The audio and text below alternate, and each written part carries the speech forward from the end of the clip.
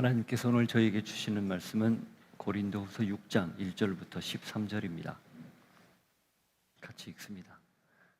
우리가 하나님과 함께 일하는 자로서 너희를 권하노니 하나님의 은혜를 헛되이 받지 말라. 이르시되 내가 은혜 베풀 때에 너희에게 듣고 구원의 날에 너를 도왔다 하셨으니 보라 지금은 은혜 받을 만한 때요 보라 지금은 구원의 날이로다. 우리가 이 직분이 비방을 받지 않게 하려고 무엇에든지 아무에게도 거리끼지 않게 하고 오직 모든 일에 하나님의 일꾼으로 자천하여 많이 견디는 것과 환난과 궁핍과 고난과 매맞음과 갇힘과 난동과 수고로움과 자지 못함과 먹지 못함 가운데에서도 깨끗함과 지식과 오래 참음과 자비함과 성령의 감화와 거짓이 없는 사랑과 진리의 말씀과 하나님의 능력으로 의의 무기를 좌우에 가지고 영광과 욕됨으로 그러했으며 악한 이름과 아름다운 이름으로 그러했느니라.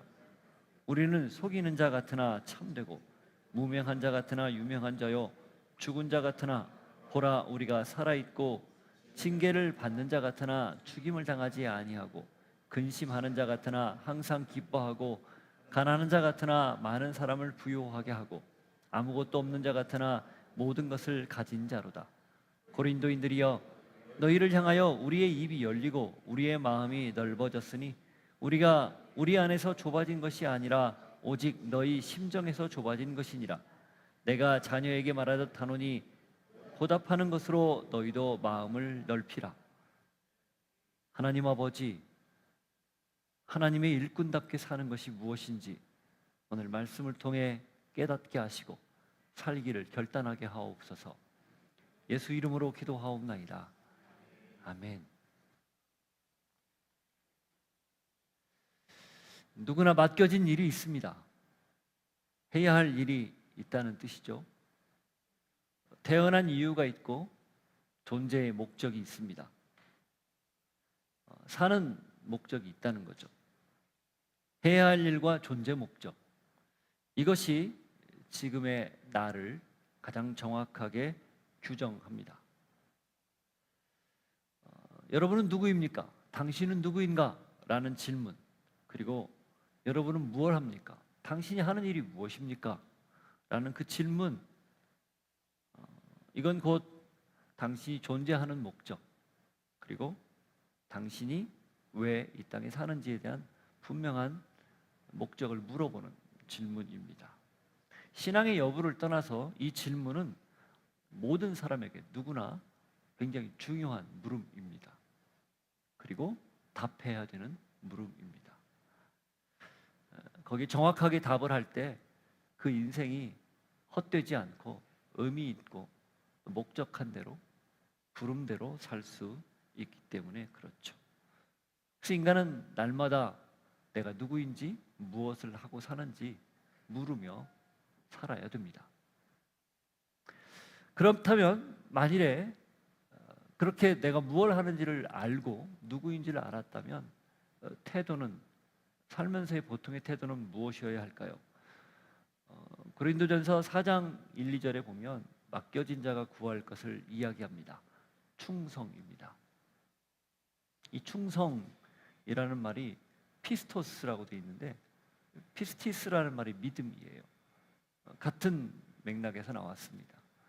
충성이라는 말은 믿음직하다, 성실하고 신실하다, 이런 의미가 그 안에 담겨 있는 거죠.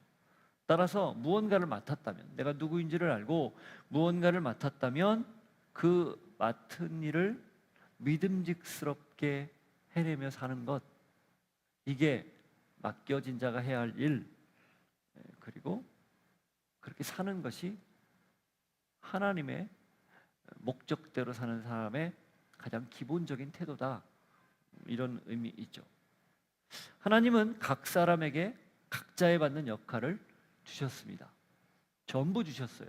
누구는 주고 누구는 주지 않았나? 아닙니다. 다 주셨습니다. 다만 차이가 좀 있죠. 양에 있어서, 역할에 있어서, 하는 일에 있어서 조금의 차이가 있을 뿐입니다.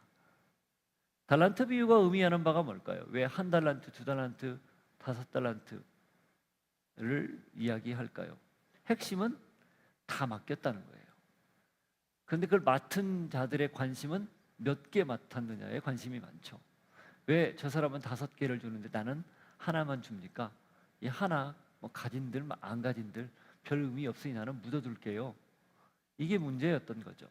하나님의 관심은 다 맡겼으니 각자 맡겨진 대로 충성스럽게 살면 된다. 그게 예수님의 비유의 핵심 아니겠습니까? 그리고 마지막 때를 산다라는 것은 곧 그렇게 각자가 맡은 역할에 대해서 최선을 다해서 사는 삶, 그게 마지막 때를 준비하는 모습이다. 마태복음 25장의 주제 자체가 종말을 어떻게 살 것인지에 관한 내용이기 때문에 그런 맥락으로 우리가 그걸 알아듣죠. 따라서 중요한 건 최선을 다하는 태도입니다. 정성스럽게 사는 거예요.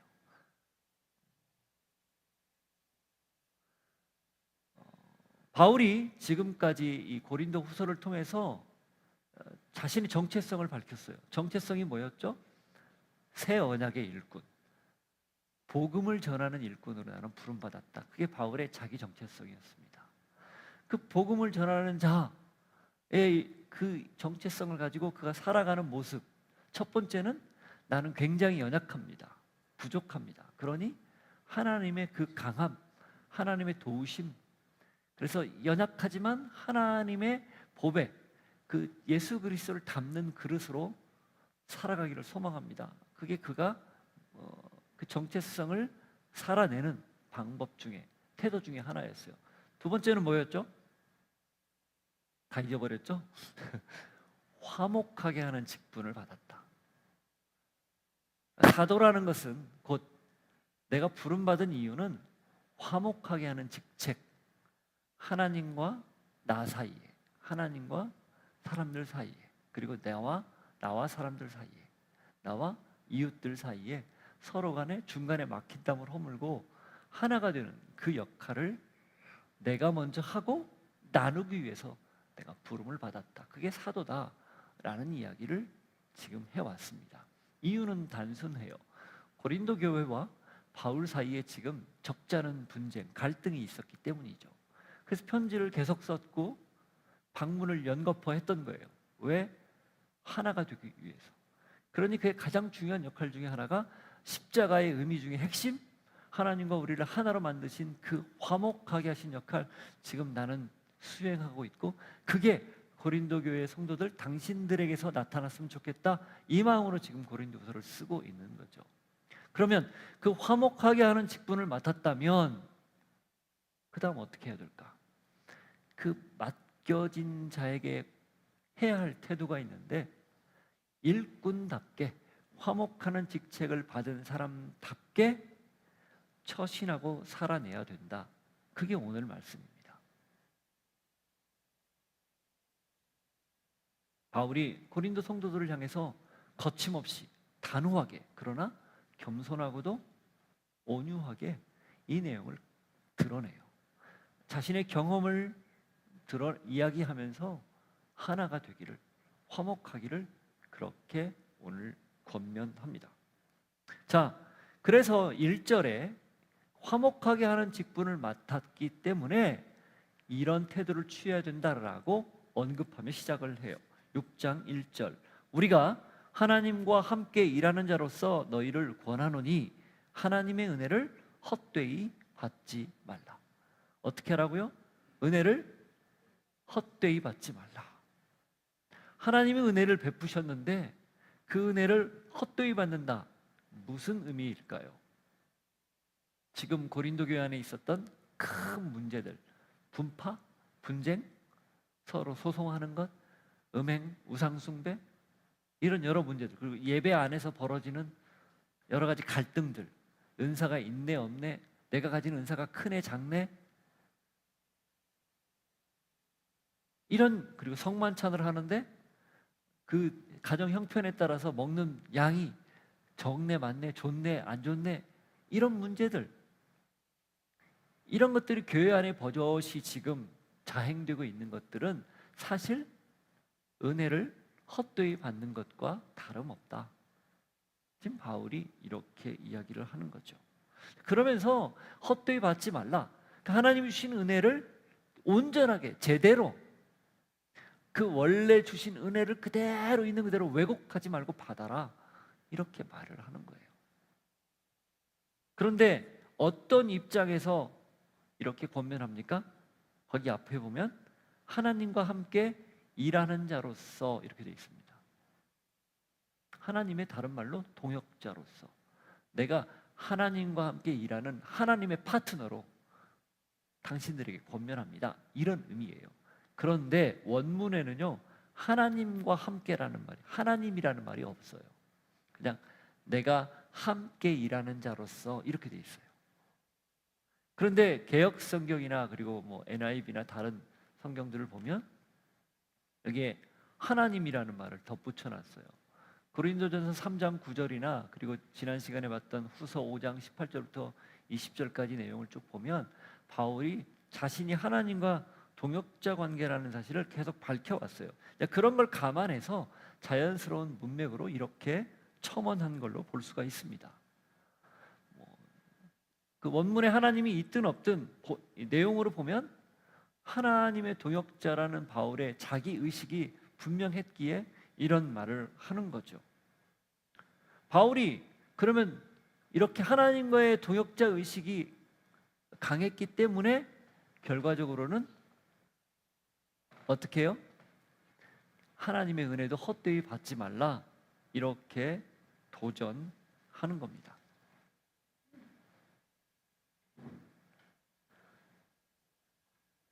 바울이 일꾼답게, 하나님의 일꾼답게 살았던 가장 중요한 그 의식이 동역자라는 의식이었다는 거예요. 그러니까 내가 누구인지 명확하게 아는데 그 아는 그 마음에 깊이 자리 잡고 있었던 확고부동한 생각이 하나님의 동역자라는 생각이었다라는 겁니다. 사실 우리가 대충 살거나 함부로 사는 이유가 어쩌면 내가 누구인지, 내가 무슨 일을 맡았는지 명확히 모르기 때문 아니겠습니까? 만일에 내가 하나님의 동역자라는 그 의식만 분명하다 해도, 이거 한 가지만 분명하다 해도 사실 우리 삶의 많은 일들이 단순해집니다. 정제돼요. 복잡하지 않습니다. 어떤 사안에 일희일비하지 않고요, 명확하게 하나님이 맡겨주신 대로 살 수 있는 거죠. 여러분 꼭 기억하십시오. 하나님의 일꾼답게 산다라는 것은 내가 하나님의 동역자라는 의식, 이걸 분명하게 흔들리지 않고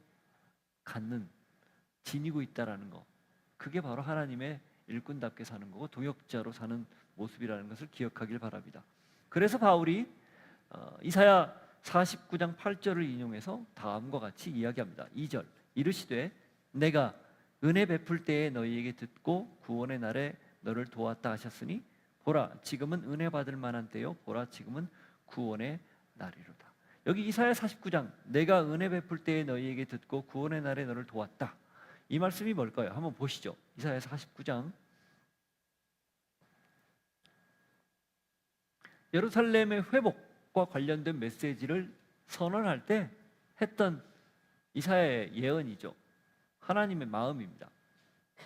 49장 8절, 여호와께서 이같이 이르시되 은혜의 때에 내가 내게 응답하였고 구원의 날에 내가 너를 도왔도다.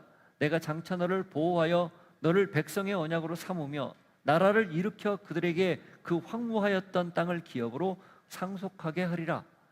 회복을 약속하는 말씀이에요. 이 회복을 약속하는 말씀을 바울이 그대로 인용하면서 우리에게 맡겨진 일, 하나님이 우리에게 맡겨진 그 일을 지금도 여전히 주고 계시고 또 각 사람을 통해서 그 일이 일어나기를 소망하고 있다, 이런 의미로 갖다 인용을 한 겁니다. 그래서 그 다음 부연 설명한 게 뭐예요? 보라 지금은 은혜 받을 만한 때요, 보라 지금은 구원의 날이로다. 고린도 성도들이여, 당신들이 지금까지 거짓 교사들의 말을 듣고 그들의 말에 현혹되어서 나의 사도권을 부인하고 그래서 서로가 서로 반목하고 분쟁을 일으킨 그런 전력이 있다 하더라도 오케이, 괜찮다, 이제 넘어서자, 그 얘기예요. 그리고 지금부터 하나님이 주시는 은혜, 구원, 이 복음을, 이 놀라운 하나님의 자비를, 사랑을 받아들입시다, 이런 의미입니다. 그러니 이제는 받은 은혜를 헛되이 쓰지 맙시다. 서로가 서로를 미워하고, 그래서 상대방에 대해서 안 좋은 말을 하고 비난하고 이런 데 우리의 에너지를 쓰지 맙시다. 하나님은 우리를 화목하게 하셨는데 우리가 서로 하나 되는 데 힘씁시다, 이런 의미예요. 여러분, 그런데 여기 중요한 부사 하나가 나오죠. 뭡니까? 지금은이에요. 지금은 뭐죠? Now. 지금은. 지금 여기에서 그렇게 시작하자는 거예요. 어떻게? 이 편지를 들을 때, 이 편지를 받아 읽는 그 순간부터 그렇게 하자라는 거예요. 신앙에서 굉장히 중요한 것 중에 하나가요, 지금 여기라는 말입니다. Here and now. 여기에서 지금. 내일, 그러니까 다음이죠. 지금이 아니라 다음. 그리고 거기. 이건 사실 신앙에서 미래에 일어날 일들이지만 우리는 거기에 굉장히 관심이 많아요. 그 다음과 거기에. 그런데 하나님의 관심은 바로 여기입니다. 지금 여기. 지금 여기에서 하나님의 은혜, 하나님 부어주시는 구원, 그리고 서로가 서로를 하나로 보듬는 일들이 일어나지 않으면 다음 거기에서도 보장할 수 없다, 그 말입니다. 그러니까 우리가 말씀을 듣는 그 순간, 그래서 왜 지금 함께 모여서 예배하는 이게 중요한가? 이 자리가 중요한가?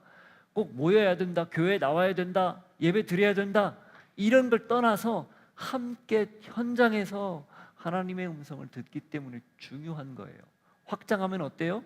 여러분의 삶의 현장에서, 자리에서 살면서 매 순간 듣는, 또 읽고 깨닫는 그 자리에서 주시는 하나님의 음성이 중요합니다. 메시지가 중요해요. 도전이 중요해요. 그리고 더 중요한 건 뭐예요? 그 자리에서 반응하는 거예요. 아, 그래요. 뭐 은혜 받았죠. 근데 다음에 좀 생각해 볼게요. 아니라는 거예요.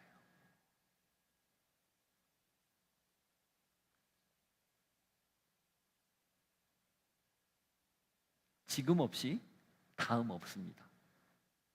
제가 쓴 그대로 읽어드릴게요. 중요한 건 지금입니다. 지금 없이 다음 없습니다. 여기 없이 거기 없습니다. 지금이 다음을 결정합니다. 여기가 거기를 결정합니다. 그러니 지금이 중요하고 여기가 중요합니다. 오늘 받을 은혜를 내일 받을 거라 미루지 않아야 합니다. 오늘 받을 구원을 내일 받겠다 미루지 않아야 합니다. 하나님이 지금 여기에서 주는 은혜를 받고 누리는 게 진정한 신앙입니다. 그게 하루하루 쌓이면 비로소 그게 그날 거기에서 완성을 맛보는 것, 이게 신앙입니다. 하나님의 일꾼답게 사는 건 바로 이런 태도를 지니는 것, 하나님의 은혜를 함부로 받지 않고 차일피일 미루지 않으며 지금 여기에서 맡겨진 자가 구해야 할 것 단 하나, 충성스럽게 사는 것, 이게 하나님의 일꾼답게 사는 방식입니다.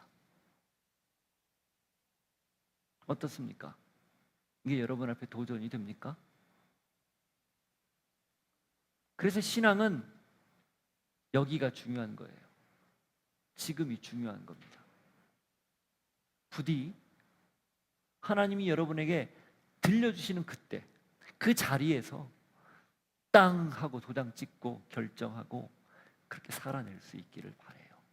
어떤 마음의 감동을 주거나 누군가와 이렇게 화해의 제스처를, 그리고 화해해야 된다는 그런 마음이 들거든 미루지 말고 그 자리에서, 현장에서 늘 고백할 수 있는, 또 결단할 수 있는 여러분이 될 수 있기를 바랍니다.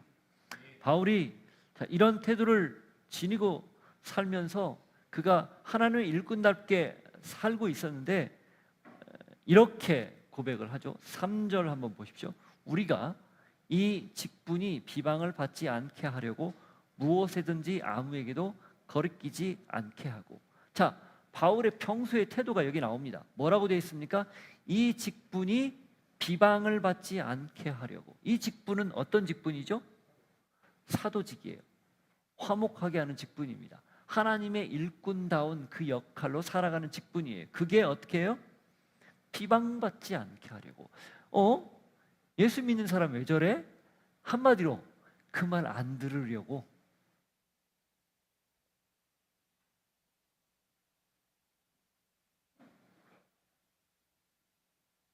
아무에게도 무엇에든지 거리끼지 않고 최선을 다해 살았다. 여러분 이거 3절 꼭 한번 기억해 보십시오. 굉장히 중요합니다. 사람들이 예수님에 대해서는 불편한 마음이 없습니다. 누구에 대해서 불편한 마음이 많을까요? 안타깝게도 나 같은 사람, 신앙하는 사람들, 믿는 사람들에게 불편한 마음이 많습니다. 왜 저렇게 살지? 마찬가지로 교회에 대해서 불편한 마음들이 많아요. 저게 왜 저러지? 사람들 왜 저러지?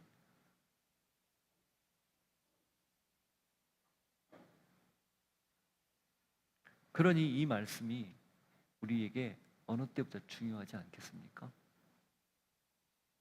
비방받지 않으려고. 자, 그래서 그가 한 행동을 보십시오. 4절, 5절입니다. 비방받지 않으려고 어떻게 살았는지. 오직 모든 일에 하나님의 일꾼으로 자천하여 많이 견디는 것과 환난과 궁핍과 고난과 매맞음과 갇힘과 난동과 수고로움과 자지 못함과 먹지 못함 가운데에서도.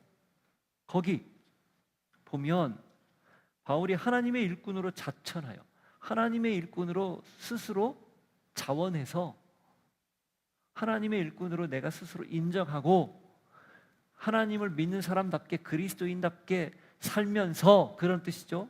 거기 나온 내용 보십시오.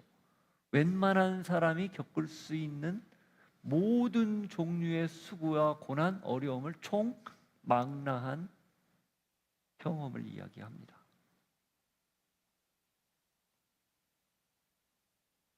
그가 감수한 것, 많이 견디는 것, 그 감수한 걸 보면 많이 견디는 거, 환난, 궁핍, 고난, 매맞는 일, 투옥, 난동, 중노동, 수면결핍, 굶주림, 인내, 한 사람이 겪기에는 너무 많아요. 그런데 이게 다 무엇 때문이라고요? 하나님의 일꾼답게 화목하게 하는 직책, 사도, 다른 말로 예수 믿는 사람, 흔히들 말하는 예수쟁이로 살려고 이렇게 살았다는 거예요.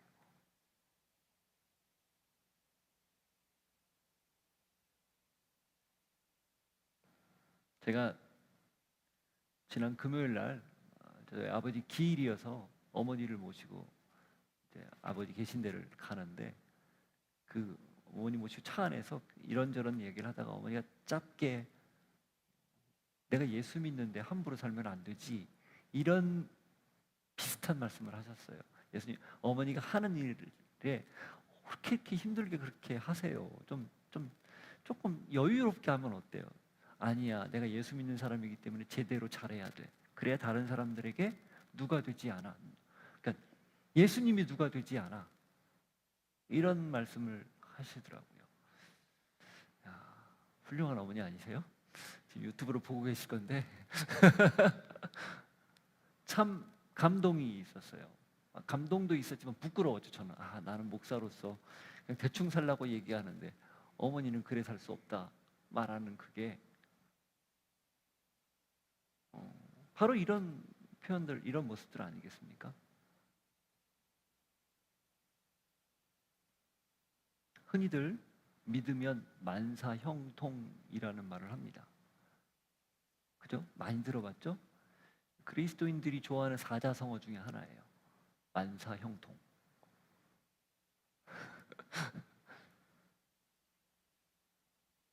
그럼 도대체 뭐가 만사형통일까요?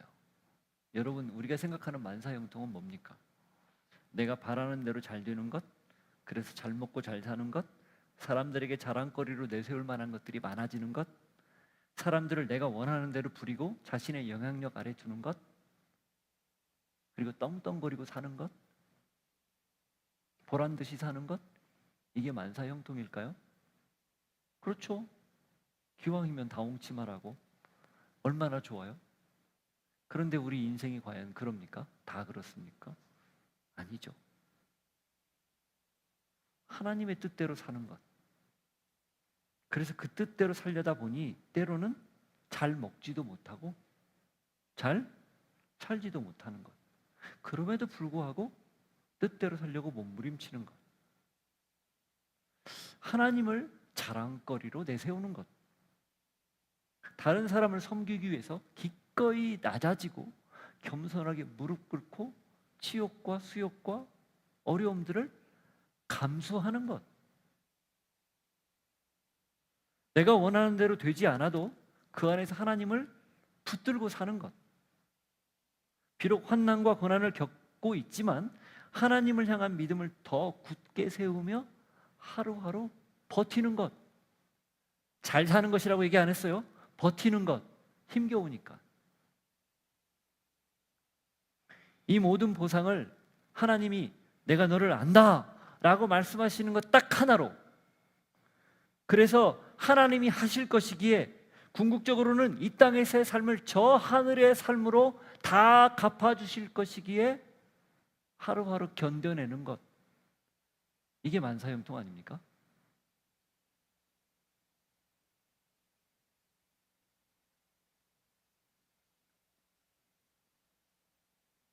이런 태도로 사는 바울의 모습, 그게 하나님의 일꾼다운 그의 모습이었듯 오늘 동일하게 우리에게도 그렇게 하나님이 도전합니다. 여러분, 예수 믿고 잘 되려고 예수 믿었다면 그냥 그만두십시오. 잘 안 될 겁니다. 근데 잘 안 되는 게 나쁜 건가? 아니에요.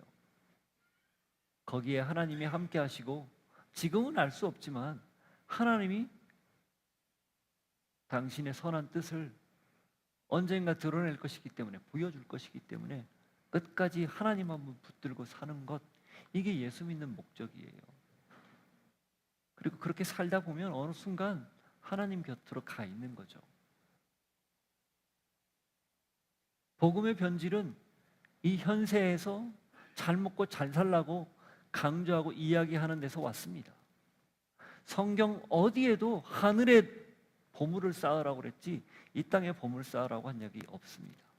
이 땅의 보물은 우리가 살면서 열심히 살다 보니 자연스럽게 주어지는 것이에요. 그게 목적이 아니라는 거죠. 근데 그걸 목적으로 살면 너무 걸리는 것도 많고 거치는 것도 많고 힘든 것도 많은 거죠. 그러니까 우리가 어릴 때부터, 우리 여기 지금 어린 친구들이 있는데 어릴 때부터 사는 목적을 너무 명확하게 가르쳐줘야 되는 이유가 여기에 있습니다. 부모인 우리 세대가 자녀들에게 왜 사는지, 그래서 때로는 어렵고 힘들고 고통스러워도 그걸 왜 견뎌내야 되는지 분명하게 말할 이유가 여기 있어요. 그게 부모인 내가 하나님의 일꾼답게 사는 일이고 그게 자녀들에게도 일꾼답게 살라고 이야기해야 되는 일이라는 겁니다. 나가 싸워서 무조건 이겨야 돼. 무조건 밟고 일어서야 돼. 네가 1등이 돼야 돼. 80점 맞으면 조금만 더 노력하자. 곧 있으면 90점 넘을 수 있어. 90점 맞았더니 그래, 한 번만 더 영차 하자. 그래서 100점 딱 맞았어요. 박수 쳐줍니까? 아니에요. 방심하지 마. 잘못하면 떨어져. 이렇게 막 쪼아가죠. 제 얘기 아니에요. 유명한 재미있는 강사의 얘기예요. 유튜브 찾아보면 다 나와요. 인용, 코테이션 마크. 무슨 얘기예요? 부모가 일꾼답게, 우리 세대가, 기성세대가 하나님의 일꾼답게 살면서 그것을 다음 세대에게 전수해 줘야 자녀들도 그렇게 사는 거예요. 무엇이 중요한지, 어디에 가치를 둬야 될지를 명확히 알고 사는 거죠. 부디 그렇게 살아낼 수 있고 그렇게 가르칠 수 있는 여러분들 되기를 도전합니다. 자, 그렇게 하나님이 원하는 대로 그가 고난도 감수하며 살았어요. 그는 한결같이 이 화목하게 하는 직책, 하나님의 일꾼답게 이렇게 삽니다. 6절, 7절 한번 보시죠. 깨끗함과 지식과 오래 참음과 자비함과 성령의 감화와 거짓이 없는 사랑과 진리의 말씀과 하나님의 능력으로 의의 무기를 좌우에 가지고, 이게 원문을 보면 무장했다라는 표현이 뒤에 나오자, 그 무기를 가지고라는 표현이 나오잖아요. 내가 이렇게 무장했다 이렇게 되어 있습니다. 근데 그 무장한 게 뭔가? 깨끗함, 지식, 오래 참음, 자비, 성령의 감화, 거짓이 없는 사랑, 진리의 말씀, 하나님의 능력, 의로움, 이렇게 되어 있어요. 이게 똑같지는 않지만 어디서 많이 들어본 듯한 이 기시감이라고 그러죠. 오마주 떠오르지 않습니까? 뭐예요? 성령의 열매. 맞아요. 비슷해요. 다 똑같진 않아요. 괜히 또 똑같다고 얘기 가서 전화가 안 돼. 비슷하게 맞습니다. 무슨 뜻입니까? 바울이 하나님의 일꾼답게 살면서 이 온갖 고난과 어려움을 겪어내면서 이걸 다 감내할 수 있었던 것은, 그리고 이런 모습이 삶에서 드러난 것, 깨끗함, 진실함, 의, 진리, 하나님의 능력, 말씀, 이런 것들이 드러난 것, 인내, 이런 것들이 드러난 건 바울의 힘이 아니었다는 거예요. 뭐예요? 성령의 능력이라는 겁니다. 성령의 역사라는 거예요. 바울은 성령의 사람이었습니다. 그가 다메섹을 가다가 예수님을 만난 이후 단 한 번도 변함없이 생을 마감하는, 순교하는 그날까지 성령의 사람으로 살았어요.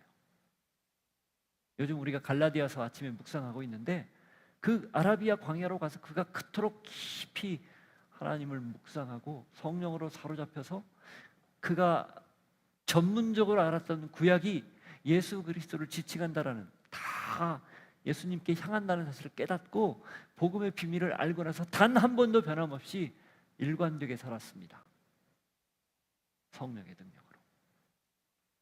마찬가지예요. 하나님의 일꾼답게 그가 살아낼 수 있었던 이유, 화목하게 하는 직분을 어떤 경우에도 변하지 않고 신실하게 감당할 수 있었던 까닭, 성령의 사람이었기 때문입니다. 말씀에 근거하여 그 말씀 속의 성령의 역사에 따라 순종하며 살았기 때문이에요. 화목하게 하는 직책, 하나님의 일꾼답게 사는 모습은 무엇일까요?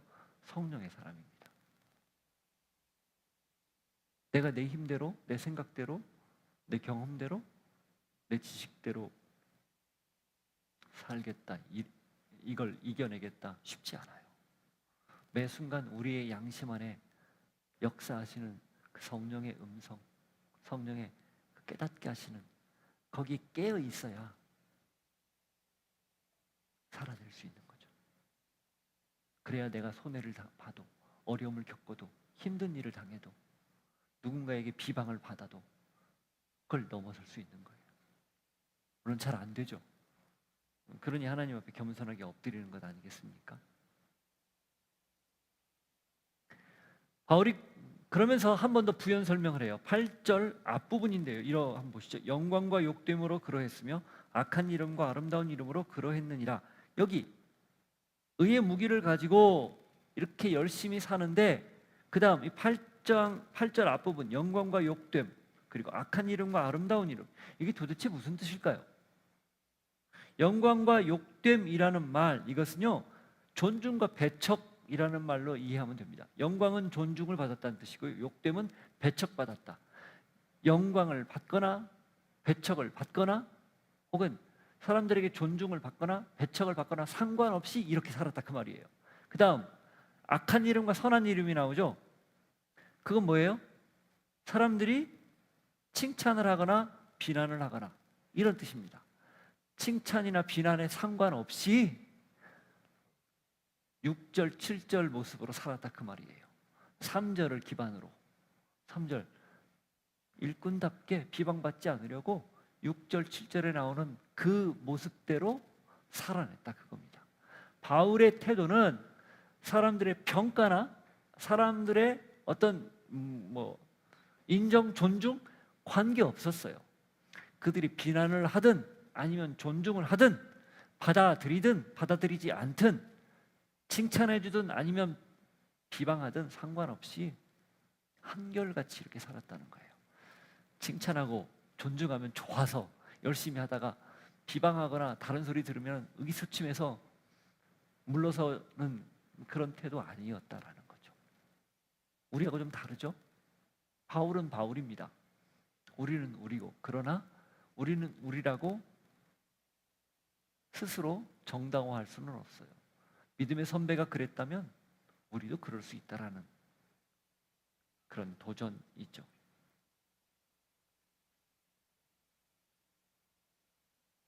그러고 나서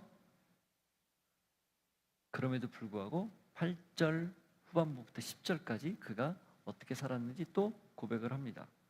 우리는 속이는 자 같으나 참되고 무명한 자 같으나 유명한 자요 죽은 자 같으나 보라 우리가 살아있고 징계를 받는 자 같으나 죽임을 당하지 아니하고 근심하는 자 같으나 항상 기뻐하고 가난한 자 같으나 많은 사람을 부유하게 하고 아무것도 없는 자 같으나 모든 것을 가진 자로다. 반대 이 개념을 통해서 어떻게 살았는지를 보여주는 거죠. 자, 속이는 자 같지만 참되고, 그 다음 무명한 자 같지만 유명한 자. 이 유명하다라는 말이 뭐 명성이나 이런 게 아니라 하나님 안에서 하나님이 인정해 주는 그런 사람이라는 뜻이에요. 죽은 자 같으나 살아있는 사람. 고난과 환난 때문에 심지어 바울이 죽은 줄 알고 내친 적도 있었잖아요. 그런 상황에 처했지만 전혀, 심지어는 이 땅에서 완전히 죽는다 해도 하늘나라에서 살아있는 그런 존재이기 때문에 이렇게 살았다, 그 얘기예요. 그 다음 죽임을 당하지 아니한 자, 그리고 근심하는 자 같으나 기뻐하는 자가 나오죠. 가난한 자 같으나 부유로운 사람, 풍요로운 사람, 아무것도 없는 자 같으나 모든 것을 가진 자, 이런 모습으로 살았다는 거예요. 이게 그리스도인들이 살아가는 역설입니다. 사실 우리의 현실은 대부분 앞부분, 전자예요. 그런데 우리의 기대와 살아가는 방식, 태도는 다 후자입니다. 무엇이 더 현실적일까요? 전자가 현실적이에요. 그렇죠? 그런데 어떻게 살아야 된다고요? 그 현실적인 모습 속에서 하나님이 주시는 믿음으로 후자로 살아가야 된다, 그 말입니다. 그게 일꾼다운 모습이라는 거예요. 여러분, 하나님의 일꾼은요, 그래서 역설적으로 사는 사람들입니다. 아무것도 없죠? 넉넉하게 생각하고 사는 거예요. 저희 교회 숨이 공간을 옮겨야 되는 형편이 됐어요? 없어요. 공간 아무리 봐도 없어요. 그러나 있다고 믿고 있는 거예요. 이미 있더군요, 찾아봤더니. 근데 그걸 우리가 어떻게 현실적으로 우리 걸로 할지, 어딘지는 몰라요. 그게 우리가 사는 방식입니다. 예배 시간이 계속 변동될 수도 있어요. 상황에 맞춰서, 건물 형편에 맞춰서. 그러나 우리는 거기에 변함없이 하나님을 예배하는 공동체로 계속 서가는 거죠.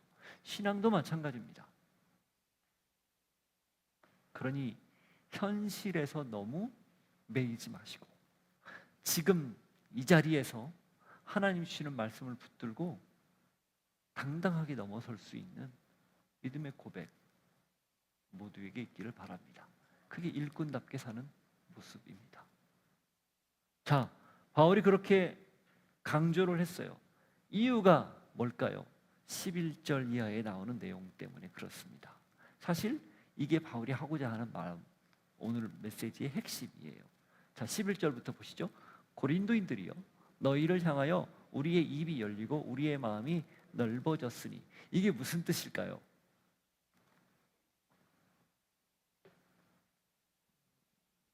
이 개역 개정이 그래도 좀 오래전에 번역된 거라 때로는 우리가 이렇게 난해할 때가 있어요. 이렇게 되어 있습니다. 새 번역. 고린도 사람 여러분, 우리는 여러분에게 숨김없이 말하였습니다. 지금까지 그렇게 했다는 거예요. 감추지 않고.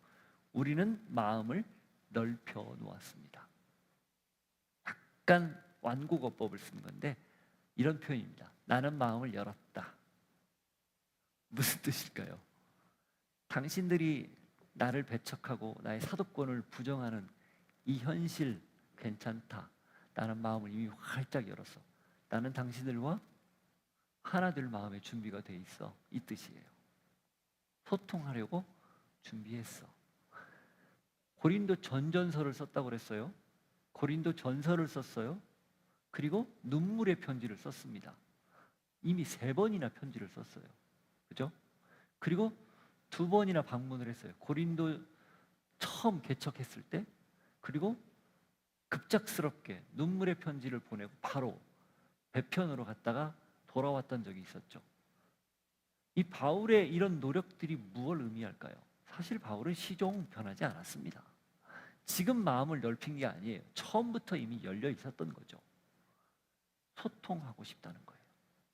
하나 되고 싶다는 거예요. 먼저 마음을 연 거입니다.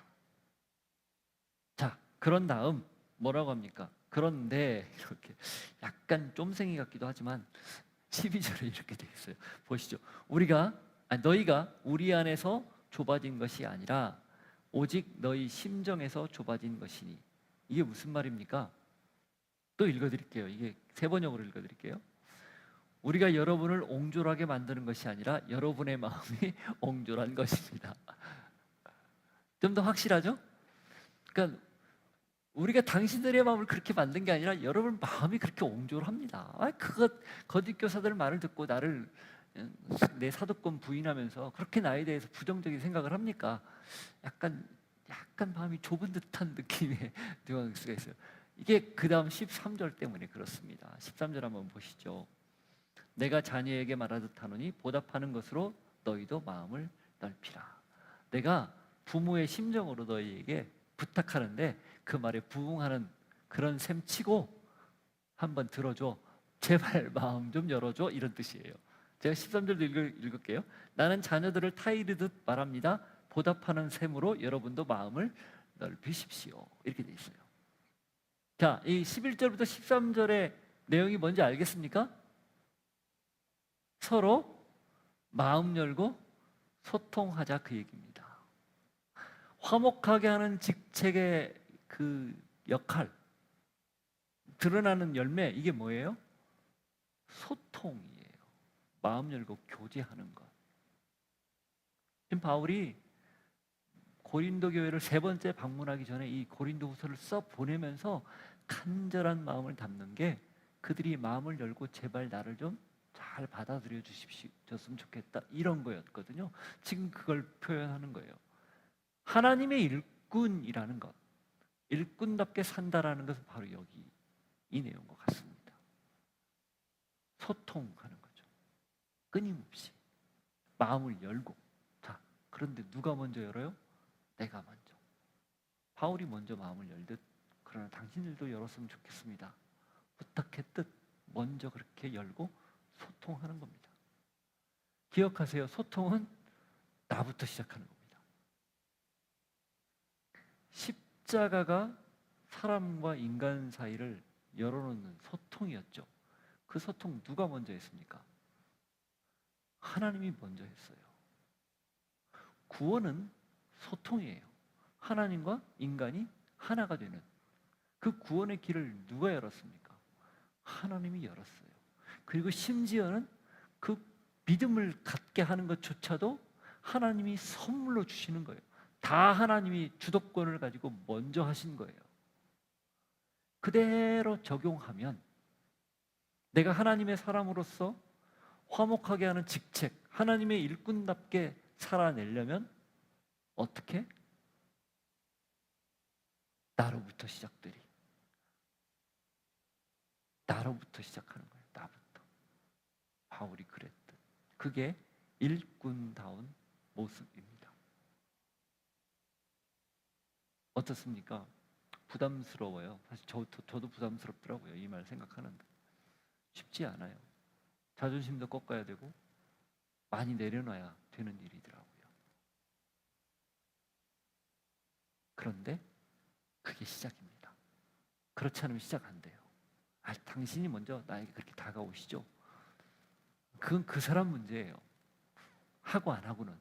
근데 중요한 건 내 문제거든. 내가 해야 하냐, 하지 않느냐. 부디 그런 마음을 놓치지 않고 잃지 않고 꼭 먼저 소통할 수 있기를 축복합니다. 하나님의 일꾼을 맡았습니다.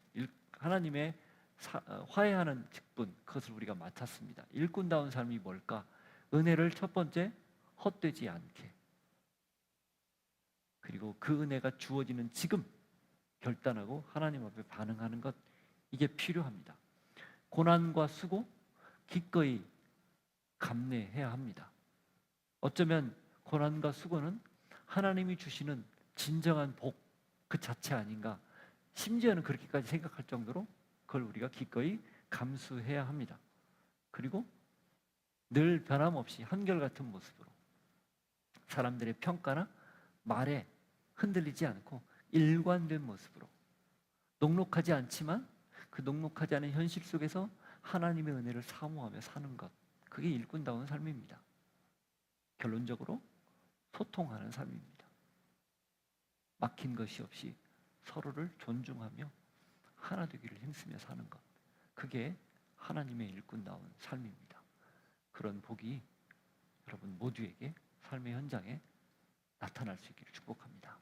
지금은 우리 구주 예수 그리스도의 은혜와 하나님 아버지의 사랑과 성령님의 교통하심이, 하나님이 우리에게 맡겨주신 일을 일꾼답게 잘 감당하는 사람 되게 하옵소서.